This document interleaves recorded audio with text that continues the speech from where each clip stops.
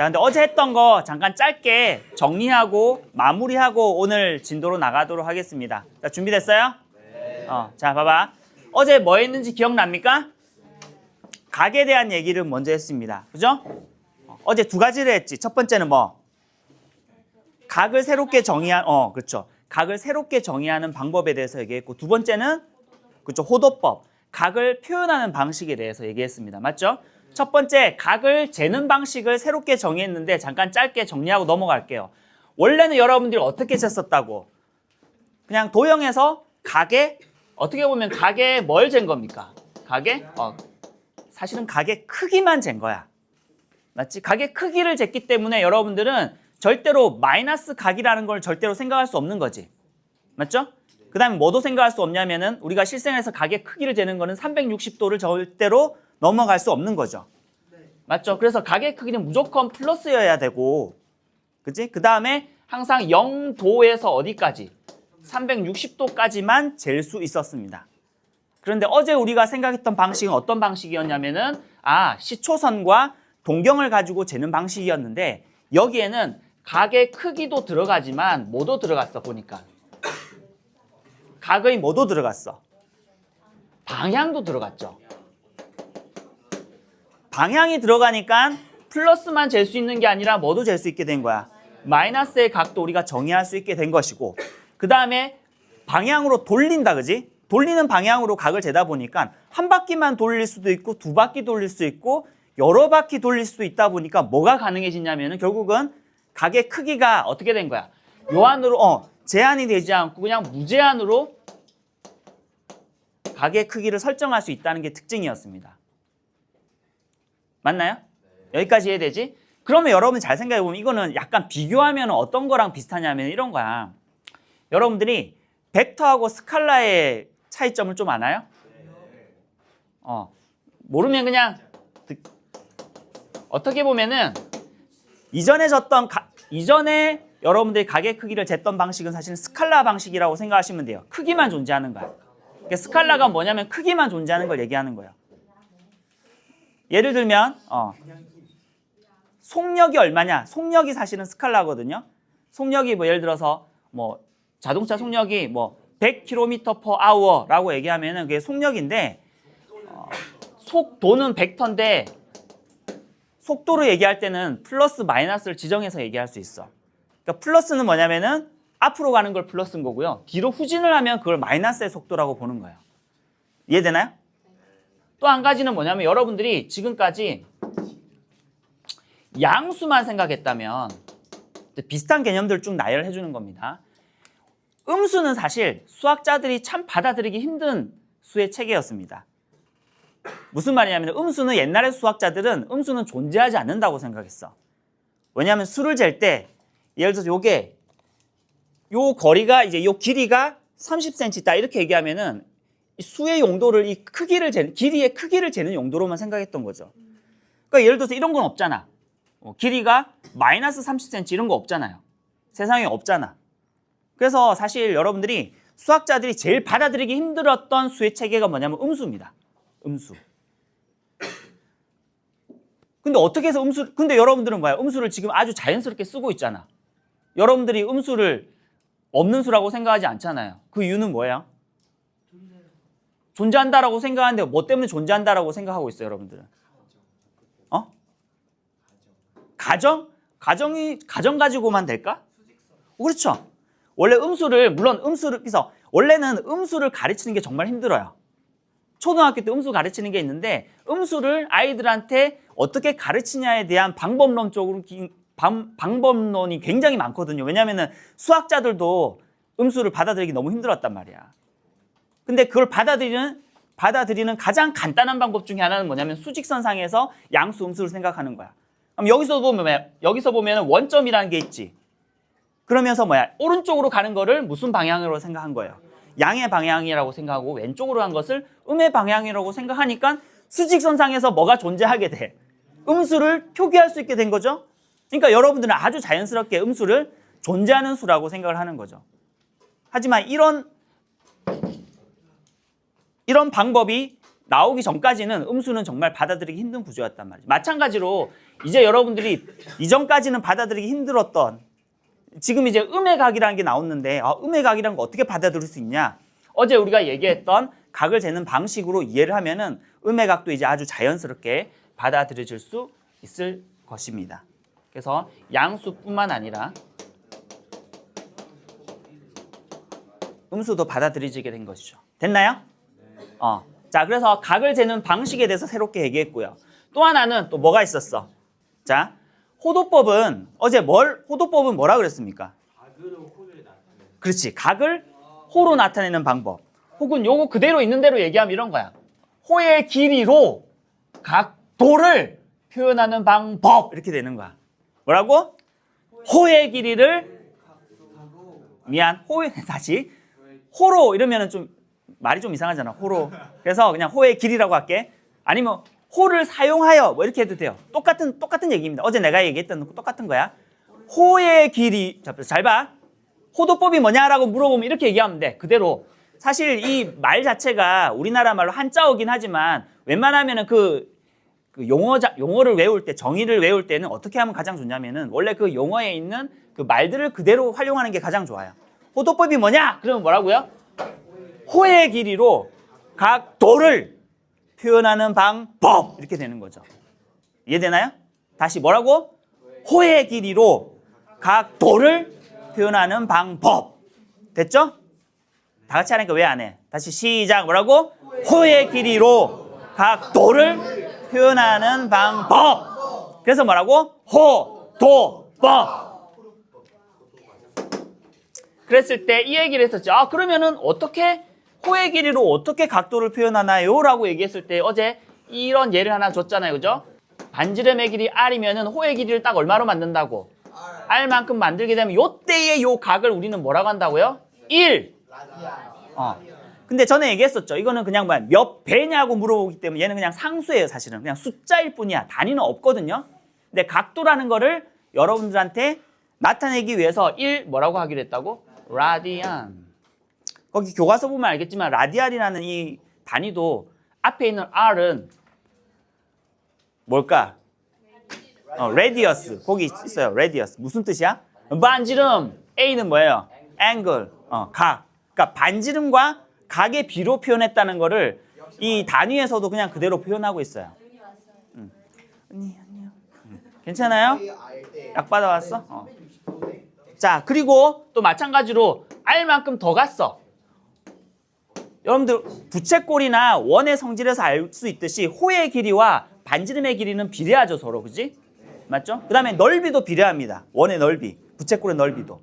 그럼 요게 2배가 되면은 요것도 당연히 호의 길이가 R이 되면 요때도 당연히 뭐야? 요거의 반지름의 길이는 뭐라고요? 1. 반지름이 아니고 이놈의 각도는 1 라디안이 되는 것이고, 그러면 전체는 요거는 2 라디안이라고 얘기했습니다. 됐나요? 자, 그럼 봐봐. 여기서 어제는 그냥 얘만 들어줬었는데 지금은 일반화 시켜볼게. 무슨 말이냐? 잘 봐. 지금 보시면 반지름과 호의 길이와 각도 사이에 관계식이 만들어져요. 그러면 볼래? 있으면은 자, 요걸 우리는 각도를 앞으로 우리는 세타라고 표현할게요. 됐죠? 세타라고 많이 표현합니다. 그 다음에 요거 반지름의 길이를 우리는 보통 뭐라고 표현하나요? R. 됐죠? 그 다음에 호의 길이는 우리는 호의 길이니까 L이라고 할게. 그럼 요거 사이에 어떤 관계가 만족하냐? 어떤 관계가 만족해요? 세타라는 라디안의 기호를 우리는 어떻게 정의했다고? 호의 길이가 반지름의 몇 배입니까? 요식 세워줄 수 있겠나? 요식 바로 세워줄 수 있으면 진짜 수학 잘하는 애야. L은 반지름의 몇 배입니까? 이 말이야. 그럼 반지름을 밑에 적고 호의 길이를 위에 적으면 이 세타가 의미하는 게 결국 뭐냐면은 얘는 얘의 몇 배가 되는 거잖아. 반지름이 1이고 호의 길이가 2다. 그럼 호의 길이는 반지름의 몇 배예요? 2배지. 이해돼요? 그래서 우리가 어제 요 얘기도 했었잖아요. 반원을 이렇게 했을 때에 반원이 반지름이 얘고 호의 길이는 파이 r이라 그랬지. 맞나요? 그때 요 세타를 얼마라고 했을 때 요 세타를 이렇게 구하면 된다 그랬잖아요. 이것도 똑같잖아. 호의 길이는 반지름의 몇 배인가요? 몇 배요? 파이 배지. 근데 몇 배를 구하는 게 어떻게 하면 돼요? 호의 길이를 반지름으로 나누면 그게 호의 길이가 반지름의 몇 배인지를 알려주는 거야. 그래서 얘는 파이가 되고, 그래서 180도는 우리가 어제 얘기했죠. 아주 중요하죠, 지금. 호도법이 아직 여러분들이 익숙하지가 않잖아, 그지? 익숙하지가 않은데 앞으로는 이게 익숙해질 거거든. 180도는 파이라는 것을 여러분들이 앞으로는 한 6개월만 있으면 자연스럽게 받아들여지게 될 거예요. 너무 걱정하지 않아도 됩니다. 계속 쓰다 보면은 익숙해져요. 자, 그럼 요 식을 이해되겠네, 요 식? 요 식을 일단 좀 표시해 두시고요. 아주 중요합니다. 당연히 라디안을 표현하는 방식입니다. 됐나? 여기까지 됐죠? 오케이. 그럼 어제 요 얘기를 하면서 이거 하나 정도는 여러분들이 좀 써놓고 좀 외워두자라고 얘기했었지. 자, 한 가지만 외우고 나머지는 여러분들이 유추해서 만들어내면 돼요, 처음에는. 그렇게 한 다음에 여러 번 쓰다 보면은 이제 익숙해져요. 자, 여러분들이 구구단이 지금 익숙한 것처럼 이것도 앞으로는 이제 상가함수 다루게 되면은 굉장히 자연스럽게 될 거예요. 나 지금 불안한데. 자, 볼래? 180도가 라디안 호도법으로 바꾸면 몇 도라고요? 파이가 된다는 거야. 됐죠? 자, 그러면은 파이면은 자, 같이 해보자. 아니면 그냥 외운 대로 해볼까? 자, 이거는 뭐였죠? 6분의 파이. 그래도 유추하면서 하자. 자, 180도가 파이입니다. 그럼 90도는 절반이니까 2분의 파이. 요 놈의 절반은 4분의 파이. 됐죠? 자, 그 다음에 90도가 이제 기준이 되는 거예요. 이걸 3등분 하는 겁니다. 3등분 하면은 30도가 되지. 그럼 몇 분의 파이? 6분의 파이. 요거 2배 하면은 3분의 파이. 됐죠? 120도는 요 놈의 2배니까 3분의 2파이. 자, 150도는 30도를 5번 한 거니까 뭐야? 6분의 5파이. 됐나요? 그 중에서 여러분들이 뭐는 좀 꼭 기억하자 그랬습니까? 여기는 특수각이랑 90도, 180도는 일단 우선적으로 먼저 기억을 하고 계시고요. 나머지는 점차 조금씩 익히시면 되겠습니다. 됐나? 자, 그러면은 여러분들 이제 앞으로 봐봐. 이제 앞으로는 60분법 안 쓸 거예요. 식에서는. 그런데 이런 거 있잖아. 그래도 우리한테는 호도법보다는 60분법이 조금 익숙하잖아. 특히 이제 특수각 다룰 때, 그지? 그래서 각만 다룰 때는, 즉 각의 크기만 다룰 때는 60분법 쓸 때가 가끔씩 있겠지만 앞으로 식에 들어가는 세타는 무조건 뭘까? 호도법입니다. 알겠죠? 자, 일단 보세요. 잘 봐. 그러면 거기 지금 초반이니까 뭘 계속 연습시키냐면은 60분법을 호도법으로 바꾸고 호도법을 60분법으로 바꾸는 걸 약간 귀찮게 물어보거든요. 초반에는. 이해돼? 지금 RPM 프로 본 애들은 알겠죠? 그거 하면서 좀 짜증나지, 그지? 귀찮기도 하고. 요 때만 그래요. 요 때만 조금 꾹 참고 그냥 천천히 하면서 그거 하는 방법만 알면 돼. 안 해도 되고 방법만 알면 되니까 천천히 하기만 하세요. 이 이후에는 아마 그렇게 하라는 문제는 절대 안 나오니까. 알겠지? 다만 할 줄은 알아야 되는 거지. 그래서 어쩌다가 한 문제 정도 풀어야 될 때 바꿀 수는 있어야 되는 거죠. 바꿀 지를 모르면 안 되는 거지. 자, 잘 보시면은 그럼 어떻게 얘를 얘로 바꾸고 얘를 얘로 바꿀까? 예를 들어서 이렇게 해봐. 만약에 7도 여기 지금 없는 거잖아, 그지? 그럼 7도를 라디안으로 어떻게 바꿔? 라고 한다면 여러분 봐봐. 요거 라디안은 뭘 얘기하는 거냐면은 호와 반지름의 길이의 비를 얘기하는 거예요. 그러니까 비를 이용하면 그대로 됩니다. 하나도 어려울 거 없어요. 여러분은 7도가 라디안으로 얼마인지 알고 싶은 거죠. 그럼 이거 세타를 할까요? 그럼 얘는 어떻게 되는 줄 알아요? 얘가 뭐랑 똑같냐면은 자, 각도가 7도가 몇 라디안인지 알고 싶으면 요거랑 똑같은 비를 가지는 게 뭐야? 했잖아요. 180도가 뭐라는 거야? 파이라는 거잖아. 이 식 세우면 되는 거라고요. 하나도 안 어려워. 만약에 어떻게 하면 돼? 만약에 라디안을 알고 있다. 근데 그게 몇 도인지 알고 싶으면 뭐라 하면 돼? 이 라디안을 여기다가 적으면 되고 요거를 X도라고 하면 되는 거죠. 맞죠? 그럼 요거 하면 어떻게 돼요? 이걸 외우라고 주는 거 아닙니다. 알겠죠? 외우라고 주는 게 아니라 그냥 비례식 쓰면 아주 간단하게 된다는 거야. 방법만 알면 된다는 거야. 내항의 곱과 외항의 곱 곱하면 똑이나지, 그지? 맞아요? 그러면 여기서 7파이가 되는 거 7도 파이다. 그치? 7도 파이를 뭘로 나누면 돼? 180도로 나누면 되는 거지. 그럼 여기 단위를 보시면 7도, 180도니까 단위가 싹싹 약분도 돼요. 그래서 이 수 자체가 어떤 수가 되냐? 그냥 상수가 되는 거야. 숫자가 되는 거야. 파이는 그냥 숫자잖아. 그지? 그래서 라디안으로 표현하면 다 숫자가 되는 겁니다. 반대로 아까 얘를 얘로 바꾸고 싶으면 동일하게 이 비례식만 생각하시면 돼. 맞나요? 맞아요? 비례식 세울 수 있겠어? 비례식 언제 배웠어요? 초등학교 때. 그죠? 근데 그래도 연주하느님 공식처럼 외우고 싶습니다. 그러면은 거기 또 교과서에 나와 있어. 잘 보시면 봐봐. 7도를 세타로 바꾸려면 뭘 곱하면 돼 보니까. 그래서 혹시나 자 각을 거기 라디안으로 바꾸고 싶잖아요. 혹시나 각을 라디안으로 바꾸고 싶으면 각에다가 어떻게 하면 돼 보니까 곱하기 180도분의 파이를 하면 되고. 자 180도가 파이라는 거 알고 있지? 그러니까 이 숫자들을 각각 외우는 건 어렵지 않을 거야. 그 다음에 반대로 가는 거 라디안을 각으로 바꾸는 거 여기는 곱하기 뭐 하면 돼요? 반대로 하면 되겠죠. 파이분의 180도라고 하면 되겠죠. 이렇게 되면은 뭐가 문제냐면은 헷갈려. 맞지? 파이와 180도가 있는 건 알겠어. 근데 뭐가 파이분의 180도로 곱하는 거고 뭐가 180도분의 파이로 곱하는 건지 헷갈릴 수 있겠죠. 혹시 헷갈린다면 이렇게 기억하셔도 돼요. 봐봐. 각을 라디안으로 바꿔야 되잖아. 그럼 각은 사실 여기 뭐가 붙는 거냐면은 각 단위인 도가 붙는 거라고요. 근데 라디안으로 바꾸려면 도가 없어져야 되겠지. 그러면 곱할 때 도가 어디에 있어야겠어? 밑에 있어야겠지.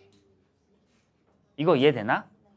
외울 때 여러분들 그렇게 외우시면 또 간단해요. 혹시 이걸 외우고 싶다면. 반대로 라디안을 각으로 바꾸고 싶다면 라디안은 아무런 단위도 없잖아. 각도라는 단위가 없는데 각도라는 단위를 넣어야 되잖아요. 그러니까 180도가 어디에 있어야 돼? 위에 분자에 있어야 되겠죠. 혹시나 외우고 싶으면 이렇게. 각도를 라디안으로 바꾸고 싶으면 각도라는 단위를 없애야 되니까 각도가 있는 180도를 분모에 넣어야 되고요. 그다음 반대로 라디안이 각으로 가려면은 각도가 생겨야 되니까 분자에 180도를 넣으면 된다는 거죠. 혹시 파이분의 180도, 180도의 파이 이 두 개가 헷갈릴 경우에 그렇게 하시면 된다는 거야. 근데 굳이 나는 이거 안 외웁니다. 안 외우고 그냥 이렇게 비례식 세우면 돼요. 끝. 이게 어제까지 했던 겁니다. 그죠?